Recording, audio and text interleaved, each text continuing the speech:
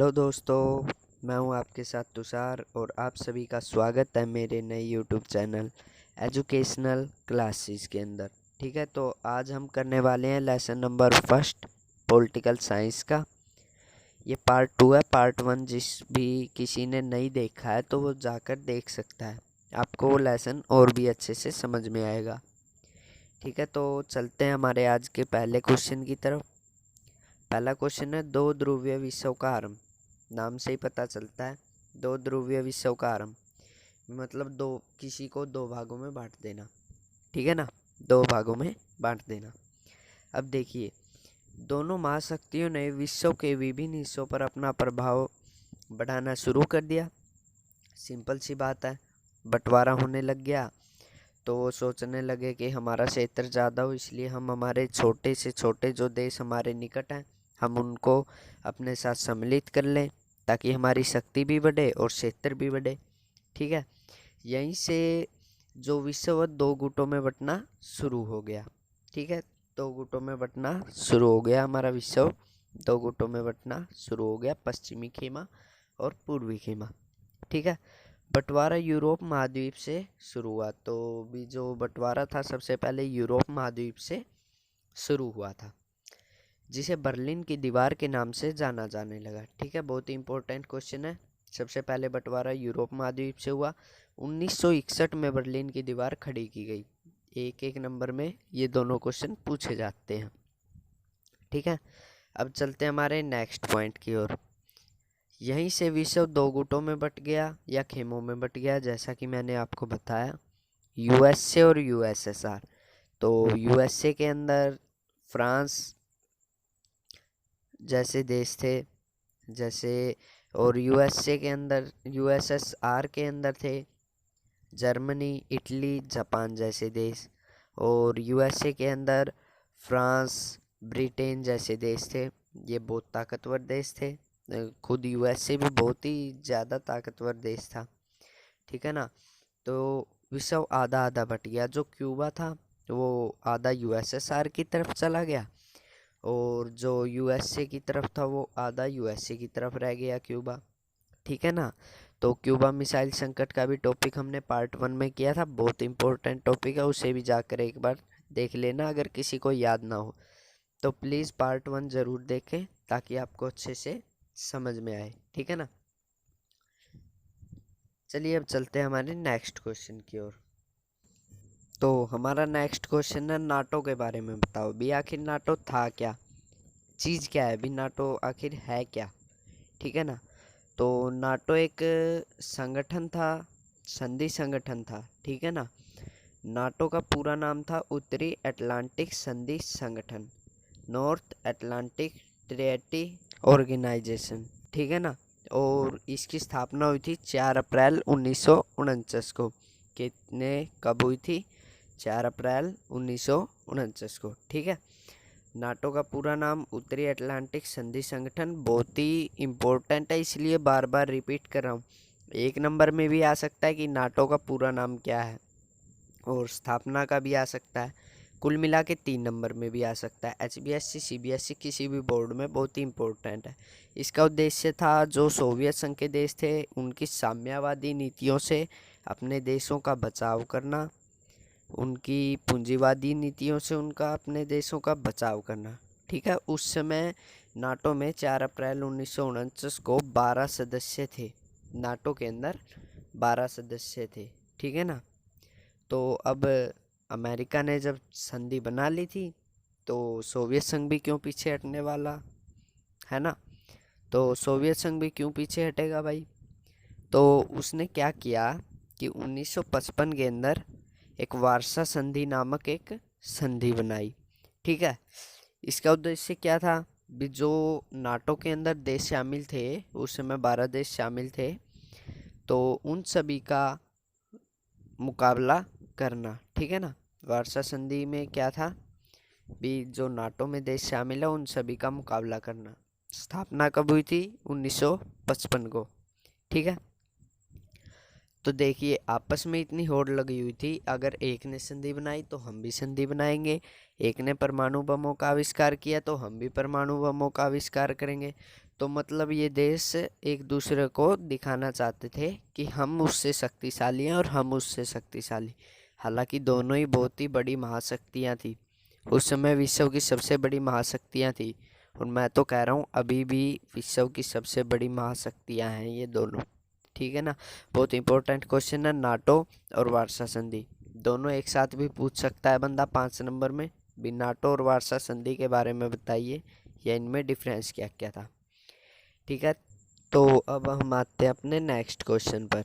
Next question हमारा, महाशक्तियों को छोटे देशों के साथ संगठन क्यों बनाना पड़ता था, या उन्हें छोटे देशों के साथ संगठन बनाने में क्या फ़ायदा था। ठीक है, तो जाहिर सी बात है सभी अपना फ़ायदा तो देखेंगे ही। तो पहला पॉइंट हमारा, महत्वपूर्ण संसाधन भी। जो बड़ी महाशक्तियाँ थी उन्हें खनिज तेल वगैरह मिल जाता था अपने वाहनों के लिए, टैंकों के लिए, और इसके अलावा कोयला मिल जाता था जो ऊर्जा का प्रमुख स्रोत है। ठीक है ना। इसके अलावा पेट्रोलियम या और कुछ खनिज जैसे चांदी, सोना, थोड़ा बहुत आर्थिक मदद भी मिल जाती थी। तो दूसरा पॉइंट हमारा, भू क्षेत्र। तो भू क्षेत्र भी, ताकि महाशक्तियाँ यहाँ से अपने हथियारों और सेना का संचालन कर सके, वे अपने हथियारों और सेना को एक जगह से दूसरे जगह पहुँचा सकें। ठीक है ना। तो कुल मिला के सभी महाशक्तियाँ या फिर सभी देश कहीं ना कहीं अपना फ़ायदा तो ज़रूर देखेंगे ही, तभी तो वो एक दूसरे में शामिल होंगे ना।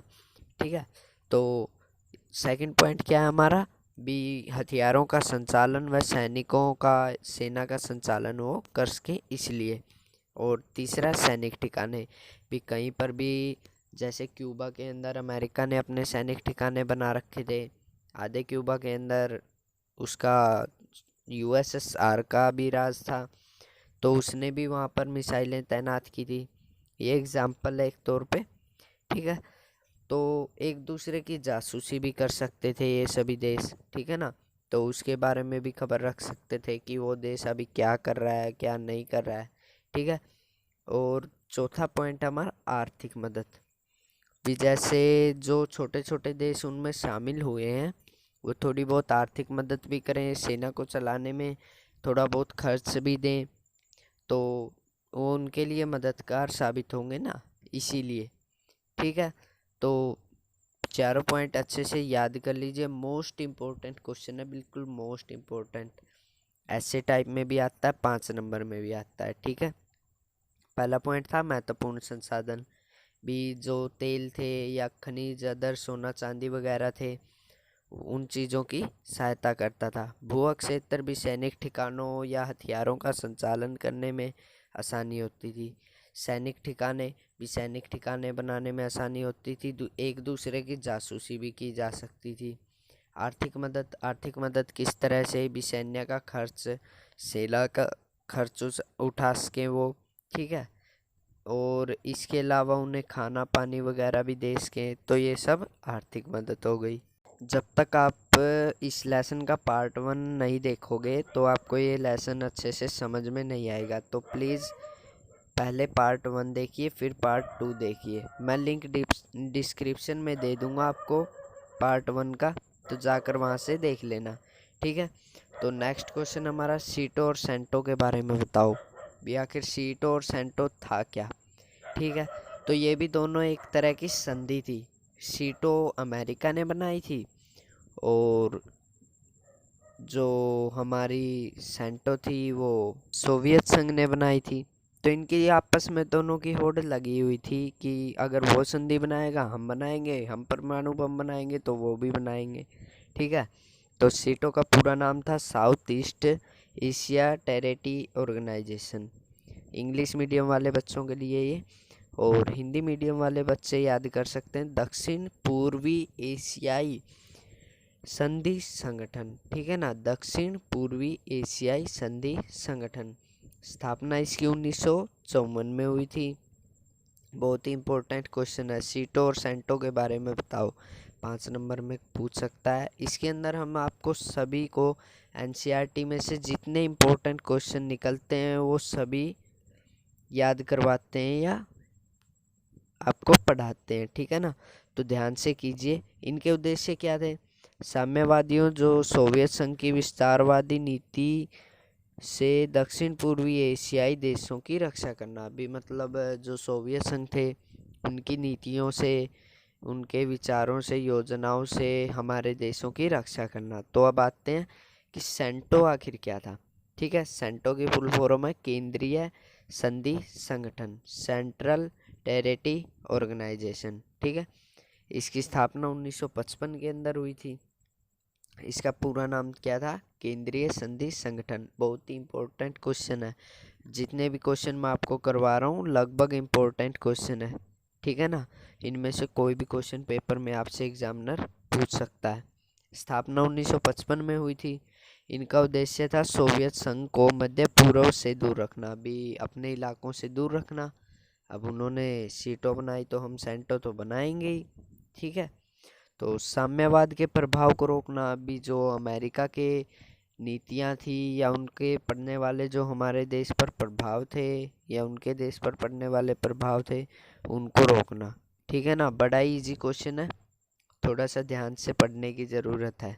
ओके, तो जब सीटो संधि का आविष्कार हुआ, सॉरी मैंने सीधो कह दिया था, सीटो संधि का आविष्कार हुआ तो सोवियत संघ ने साम्यवादी चीन के साथ मिलकर इस क्षेत्र वाले देशों के साथ मसलत की, विचार विमर्श किए। जैसे उनके अंदर थे वियतनाम, कोरिया और इराक जैसे देश थे, उनके साथ संबंध मजबूत किए ताकि हमें आगे कोई दिक्कत ना हो और हम इनका मुकाबला डटकर कर सकें। ये इनके अंदर सम्मिलित थे सोवियत संघ के अंदर चीन, उत्तर कोरिया, वियतनाम, पाकिस्तान। ठीक है, तो बढ़ते हैं हम अपने नेक्स्ट क्वेश्चन की ओर। भी शीत युद्ध के दायरे समझाओ। ठीक है ना, भी शीत युद्ध था, हमें पता ही है, दो देशों के बीच में था। इसके क्या क्या दायरे थे, कौन कौन देश इसके अंदर सम्मिलित था, या फिर क्या क्या इसके अंदर घटना हुई थी शीत युद्ध के अंदर। ठीक है, तो देखते हैं। विरोधी खेमों में बटे देशों के बीच संकट के अवसर आए। भी मतलब क्यूबा मिसाइल संकट उनमें से एक था। ठीक है, यूएसएसआर ने उन पर मिसाइलें तैनात कर दी अमेरिका पर, फिर बाद में अमेरिका ने अपने जंगी बेड़ों को आगे कर लिया जॉन एफ कैनेडी की आज्ञा के अनुसार। जॉन एफ कैनेडी उस समय अमेरिका का राष्ट्रपति था, तो उन्हें अपनी मिसाइलों को पीछे हटाने लगा। इस तरह से तनातनी इनमें जारी रही। ठीक है, परंतु कोई विश्व युद्ध नहीं हुआ, आपस में तनातनी जारी रही। युद्ध हुए वह कुछ जगहें युद्ध की संभावना बनी रही। भी मतलब युद्ध तो हुए उनके छोटे मोटे देशों के अंदर, उनके छोटे मोटे जो देश उनमें सम्मिलित थे उनके बीच में युद्ध हुए, लेकिन विश्व एक परमाणु युद्ध से बच गया। अभी हाँ, तीसरा विश्व युद्ध अगर हो जाता तो परमाणु युद्ध होता और विश्व इससे बच गया। अगर ये परमाणु युद्ध हो जाता तो बहुत ज़्यादा नुकसान होता। ठीक है ना, चलते हैं देखते हैं अपने अगले पॉइंट को। कोरिया, वियतनाम, अफगानिस्तान में व्यापक जनहानि हुई, फिर भी विश्व युद्ध नहीं हुआ। मतलब कहने का मतलब है सोवियत संघ के अंदर थे ये सभी, वियतनाम, कोरिया, अफगानिस्तान। ठीक है, यहाँ पर युद्ध होते रहे, जनहानि धनहानि बहुत हुई। ठीक है, पर फिर भी बड़ा विश्व युद्ध नहीं हुआ। यूएसए और यूएसएसआर ने इनमें दखल नहीं दिया। ठीक है, छोटे मोटे देशों में आपस में लड़ाई होती रही, पर ये दोनों देश आमने सामने नहीं आए। अगर आ जाते तो तीसरा विश्व युद्ध हो जाता और तबाही तबाही हो जाती चारों ओर। ठीक है, अपने नेक्स्ट क्वेश्चन की ओर, नेक्स्ट पॉइंट की ओर चलते हैं। शीत युद्ध के दौरान अनेक संकट आए, जैसा कि मैंने आपको बताया, क्यूबा मिसाइल संकट आया था, और भी बहुत सारे थे जैसे सीटो, सेंटो, ये भी एक प्रकार के संकट ही थे। आपस में तनातनी रही, उसने एक संधि बनाई तो हमने भी दूसरी बनाई। ठीक है, बहुत सी लड़ाइयाँ हुई पर विश्व युद्ध टल गया, विश्व युद्ध नहीं हुआ। ठीक है, परंतु स्थिति ऐसी उत्पन्न हो चुकी थी कि कभी भी ये दोनों आमने सामने आ सकते थे, कभी भी युद्ध हो सकता था। ठीक, तो नेक्स्ट पॉइंट हमारा बहुत ही इम्पोर्टेंट है, एक नंबर में बहुत ज़्यादा बार पूछा गया है। ठीक है, कोरिया में 1950 से 1953 में युद्ध हुए। ये सभी वो युद्ध हैं जो शीत युद्ध के दौरान हुए, शीत युद्ध के दायरे में जो मैंने आपको पहले पॉइंट बताया, खूनी लड़ाइयाँ भी लड़ी गई बहुत सी, ठीक है। तो वो सब ये लड़ाइयाँ हैं। कोरिया में 1950 से 1953 के बीच में ये लड़ाइयाँ हुई, ठीक है। बर्लिन में 1958 से 1962 के बीच में, ठीक है। और 1960 के दशक में भी लड़ाइयाँ हुई, ठीक है, बहुत सी लड़ाइयाँ हुई है। तो 1960 के दशक में दोनों महाशक्तियों ने किन 3 संधियों पर हस्ताक्षर किए? देखिए, अब इनके जहन में ये बात आई कि हमने परमाणु बम बहुत बना लिए, युद्ध के लिए हम तैयार भी हैं, किसी भी क्षण अगर युद्ध होता है तो हम तैयार हैं आपस में एक दूसरे को मात देने के लिए। परंतु इनने सोचा हथियार बहुत बना लिए, लेकिन अगर अब हमने इन हथियारों का इस्तेमाल कर दिया ना, तो पूरा देश या विश्व, असल में तो विश्व ही, पूरा विश्व ही ख़त्म हो जाएगा, ठीक है। तो इन दोनों ने यह सोचा कि क्यों ना संधि कर ली जाए, ठीक है। तो ये 3 संधियाँ हुई थी: परमाणु प्रशिक्षण प्रतिबंध संधि, परमाणु अप्रसार संधि और परमाणु प्रक्षेपास्त्र परिसीमन संधि, ठीक है। बहुत ही इंपॉर्टेंट है, याद कर लीजिए। Okay, thanks for watching.